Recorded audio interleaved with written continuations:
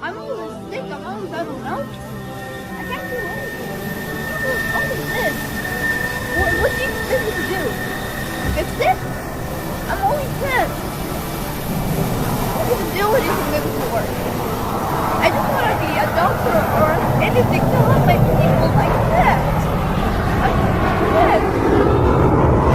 I don't even know what to do.